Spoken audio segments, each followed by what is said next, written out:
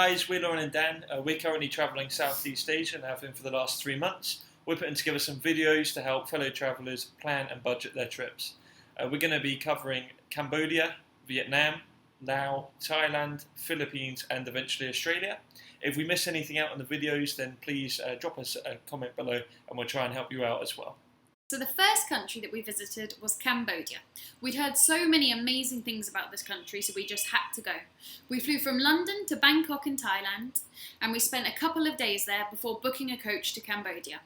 We booked the coach on Koh San Road in a booking office. It cost us 600 Thai baht per person for an air-conditioned coach, which is roughly £15 or $19 US. But guys, do make sure that you shop around, because we later found out from other people on the coach that they only paid 500 baht per person.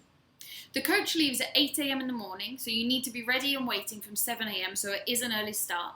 They'll tell you that the coach takes approximately 8 hours, but due to the border crossing and some scam attempts along the way, it took a total of 12 hours to reach Siem Reap in Cambodia. As Lauren said, you can expect some scams along the way. The first of the scams is probably the least harmful. It's just that every food stop along the way will be either a relative of the driver or somebody that's paying for you to stop there. And to be honest, the options aren't great, so we definitely recommend stocking up before you get on the coach. Secondly, when you stop for the lunch break, they will ask for your passports along with passport photos so that they can apply for your visa on arrival on your behalf. The visas normally cost $35. They will charge you $45, so they're not doing you a favour. And although $10 doesn't seem like a lot, when you're travelling, that's a nice accommodation at least. So definitely try and do that yourself before you can. Some people that we were with did apply online. It's quite easy, and that costs you $35 as well. The biggest scam, when you arrive to the border, you will be told by the guide to withdraw cash from a certain ATM so that when you cross the border you can exchange the money at one of their preferred currency exchange units. This is a scam.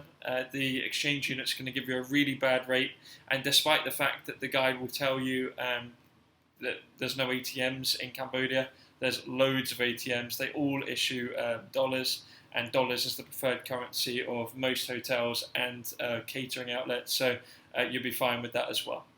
When you're crossing the border, when you're actually walking across, you'll come to a bit of a no man's land. Just make sure that you look straight ahead, head to the stamping office, get your passport stamped and get back on the coach. All sorts of weird people will try and talk to you along the way. Just walk straight past them. They have no reason to be interested in you, so just carry on walking. So, 12 hours later, we eventually arrived in Siem Reap. We checked into the Garden View guest house for $10 per night for a private room and bathroom. They also offer dorm rooms with a shared bathroom for a good rate as well. The hotel facilities are great, and they even have a large outdoor swimming pool with a swim-up bar and host weekly pool parties. But when you're ready to see what Siem Reap has to offer, we recommend hiring a moped for approximately $8 per day, or alternatively hiring a tuk-tuk driver for the day, which can cost as little as $15 for the full day. There are many temples to visit around Siem Reap, and the biggest and most impressive is the Angkor Wat Temple, which became a UNESCO Heritage Site in 1992. 50% of all tourists that visit Cambodia visit solely for the reason that they want to see the Angkor Wat Temple. One thing to bear in mind when you're on your way to buy your ticket is that you will have to go to the Angkor Wat ticket office, which is well outside of the main city. We got caught out by this and end up wasting a whole lot of time trying to find the office later on. We recommend either doing it on the way to the Angkor Wat or the day before you go would be even better. Due to the popularity, the entrance fee is $37 each. However, this does include all of the temples within the region. If you're on a moped while you're on the way, you will pass by some wild monkeys, which offers a great photo opportunity near the moat of the main temple. When you arrive to the main temple, you'll be directed to a parking spot and you'll be charged the normal 10 baht for safeguarding your bike. You'll get used to this as you travel around Cambodia and all of Southeast Asia. It's always best just to pay them, and they'll keep an eye on your bike while you're exploring. The main temple itself is really easy to navigate, and every step offers an amazing photo opportunity. Would most recommend visiting at sunrise or sunset to get the most impressive views, but the architecture and history is breathtaking regardless of the time of day. We recommend that you maybe read up a little bit before you go, as guides there are really expensive, and if you read up you can really appreciate what you're looking at while you're walking around. One last thing to bear in mind is that girls will need to cover their legs, so prepare for this beforehand. Lauren conveniently forgot this and saw it as an opportunity to buy a skirt on the way. As there are so many temples to visit in the area, most of your daytime is taken up with this. However, in the evenings there is plenty to do. Siem Reap has a really good night market selling all sorts of things at bargain prices. We both had a foot massage here for $2 each, which lasted 30 minutes. Although Dan's masseuse had to be replaced halfway through, as let's just say, her services were required elsewhere. As well as the night market, there is a street called Pub Street, which boasted some of the best nightlife we've seen in Southeast Asia. It is very clean, well looked after, and has rows of backpacker-friendly bars, pubs, nightclubs, and international restaurants. The street is closed off to traffic from 5 p.m, and the bars stay open until 4 a.m. It is best known for its 50-cent beer offers, but there are also many elegant cocktail bars, quaint cafes, art galleries, and souvenir shops in the area too. Staying in Siem Reap for 2 or 3 days, depending on how many temples you'd like to see. From Siem Reap, our next stop was Battambang. We booked a bus through the hotel for just $6 per person, which was supposed to be a 3-hour bus, but of course it took more like 5 hours. We checked into the Blue Diamond Hotel, which we were really pleasantly surprised with, which cost us just $5 per night for a private room and bathroom, and it even had an outdoor swimming pool. That night we ventured out to what was supposed to be the night market. It was tiny, very local, and not worth a visit at all. We tried to get some dinner in the town too, but again we were very disappointed with the lack of choice. There were many closed down restaurants. It's safe to say in fact that Battambang's nightlife isn't great, so make the most of Siem Reap whilst you're there. Next day we went to see what we came to Battambang for. We hired a tuk-tuk driver for half a day in the afternoon for $11, and he drove us to Phnom Penh, or however you say it, also known as Monkey Mountain. For a $2 charge we walked for 20 minutes to the top of the mountain, or for an extra $3 you can pay a moped to drive you to the top. Up there you can see the resident monkeys and feed them some bananas. They are wild monkeys, so do be careful and don't get too close. There's also a nice temple at the peak of the mountain with amazing views all around. When we were done at the top, we walked down the opposite side of the mountain where you'll pass by the killing caves. It's so upsetting to see where the Khmer Rouge killed and tortured their own people and threw their bodies into this cave. If you want, you can pay for a local guide to escort you for a small donation. After the cave, we walked back down in time for the sunset to get a good view of the bats. Every day at sunset, millions of bats fly out of the cave at the same time, and there are so many of them that it lasts for up to 45 minutes. We had never seen anything like this before. It was so fascinating. Just make sure you choose your seat wisely, as they do deliver some presents as they fly over your heads. Once we were finished, our tuk-tuk driver was ready and waiting to return us to our hotel. You'll only need one night in Battambang, as other than the things Lauren has said, there isn't much else to do there. There is a bamboo train. We decided not to do this as many reports said the new train is nowhere near as good as the old train. Moving on from Battambang, we caught a night bus to our next stop, which was Phnom Penh, the capital city. This again was booked through the hotel and cost $11 per person. Bear in mind that if you're travelling alone, you will be seated next to a stranger in what is a very small bed. So some people do choose to book 2 seats and therefore have the whole bed to themselves.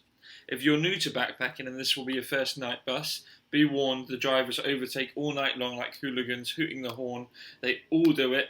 We've caught more than 20 night buses so far and we're still alive to tell the tale. So try and relax and enjoy the journey. One thing to bear in mind when catching the bus is that we left Battambang at 11 p.m.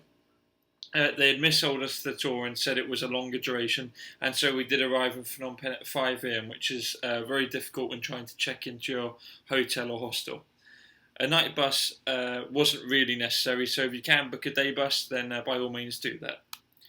Luckily, the S21 Genocide Museum opens at 8 a.m, so you can start your sightseeing nice and early, just dropping your bags to the hotel and then going straight there. The Genocide Museum is a $5 entrance fee per person, plus a $3 charge for the audio guide, which you most definitely need. These grounds used to be a school, but were transformed into a prison during the Khmer Rouge regime from 1975 to 1979 to imprison anybody that they considered to be a threat. This included doctors, teachers, scientists, educated people, and even people that just simply wore glasses and looked intelligent. They even imprisoned these people's families and their children as well. Everyone in this prison had to live by a very strict set of rules and was so horrifically tortured that only 12 people survived out of a massive 20,000. Some of the deceased also included foreigners such as British and American citizens. As soon as the audio guide commences, you are taken on a journey through time to witness some of the cruelest, most inhumane forms of torture imaginable.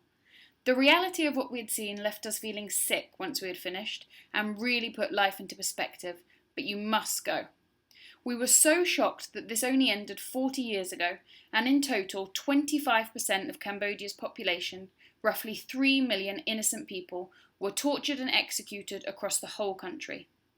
When you leave the S21 Museum, there is the opportunity to have a signed autobiography by one of the 12 survivors, which is a great way to donate to the cause and have your own personal reminder. The other experience that we feel is essential while you're in Phnom Penh is to visit the killing fields. This is where, between 1975 and 1979, approximately 17,000 men, women, children and infants that had been detained and tortured at the S21 prison were transported to be executed. It's another chilling experience that will leave you shocked and horrified. The entrance fee is $6 per person and includes an audio guide, which is available in many different languages. As well as the horrific history in Phnom Penh, there are also many bars, restaurants and shops to explore in the city. Although we didn't explore it ourselves, the nightlife is reported to be great too. When you're ready to leave Phnom Penh, the next point of call is Sihanoukville. This is a $6 bus and will take 6 hours. The majority of the way, you will have great views of the national park. Sihanoukville town would never win a beauty contest. The Chinese have now taken over and it's dominated by casinos and half-built 5-star hotels. However, if you head straight to Otre's beach, you'll find beautiful bamboo huts opening out onto white sandy beaches. We stayed at the Easy Panda Hostel, which, for a private hut with a sea view, was just $12 per night. This is one of the most beautiful places we stayed during the whole trip, and we were literally on the beach. The first thing you hear in the morning is the waves crashing on the sand. It's the perfect setup for what is normally an extremely relaxing, peaceful day. It's not just all chill in Sihanoukville though. They do have a jungle party every Wednesday called Kerfuffle, where you can rave all night long in the jungle until 10 a.m. It's a sort of place that would trap you due to the relaxing way of life. We were supposed to stay just 2 nights, but we ended up staying nearly a week. In fact, a friend that we were travelling with is still there now working behind the bar. If you want to book Easy Panda, then make sure to use Hostel World app. This we also recommend whenever you're booking accommodation, as you will find accommodations that aren't displayed on booking.com. Many backpackers in Sihanoukville use Sihanoukville as a stepping stone to the Cambodian Islands. There isn't a huge list of excursions here, but if you do want to get out for the day, there are boat trips which include snorkeling, jumping, trekking and fishing. The trips include breakfast, lunch, unlimited water and coke, and are $12 per day. A special experience which we would definitely recommend is to walk down the bay of Otre Beach to Captain Mike's bar.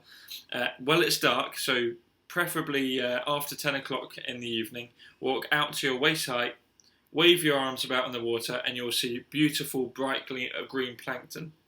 So most resorts will charge for this experience, so it's a really good thing to do there. It's free of charge. Have a few drinks while you're waiting, and we really loved it. Before we left for the islands, we used Sihanoukville to apply for our Vietnam visas. If you're planning on going to Vietnam next, you'll need to head to the embassy with a passport-size photo and your passport and pay for the $40 visa on arrival fee. The visa will take 24 hours and you'll need to return it to the embassy to collect it the next day. This needs to be done in advance before arriving to Vietnam. The first Cambodian island that we visited was the most popular one, Koh Rong. We booked the boat through the hostel for $22 per person for a return ticket from any island. On Koh Rong, we checked into Reef on the beach, which cost $24 for 2 nights in a garden view yurt with a shared bathroom. It was such a beautiful and fun place to stay. They have 3 types of yurts: garden view, sea view and beachfront. The resort is literally on the beach, so wherever you stay, you are 2 minutes from the sea. It was the whitest sand we had ever seen. We could not believe how beautiful this place was. It was such a chilled out area with nothing else to do but swim in the sea, sunbathe and swing in a hammock, so make sure you choose your accommodation wisely. But for those who want it, there are different parties on the island every night, which the hostels promote, from jungle parties to beach parties. We were on the quiet side of the island, so we didn't hear any of this going on. We also visited Koh Rong Sanloem Island, which is mainly targeted at couples, and Kotar Kiev, which were both very much the same, very peaceful, chilled out, white sand beaches and blue seas, just stunning. All in all, the Cambodian islands were absolutely breathtaking and definitely shouldn't be missed. That's Cambodia pretty much covered. Of course, not all routes are the same, and some would cover different hotels and cities, but we thoroughly enjoyed this route and don't feel that we missed anything, so hopefully you'll enjoy it too. Once we were finished in Cambodia, we left on the sleeper bus from Sihanoukville to Ho Chi Minh City in Vietnam. The bus took roughly 15 hours and stops in Phnom Penh, so you can change over bus before reaching the Vietnam border. So thanks for watching, guys. We hope you enjoyed the video and it helped you. If you have any other questions at all, please get in touch and we'll be happy to help. And have a great time in Cambodia.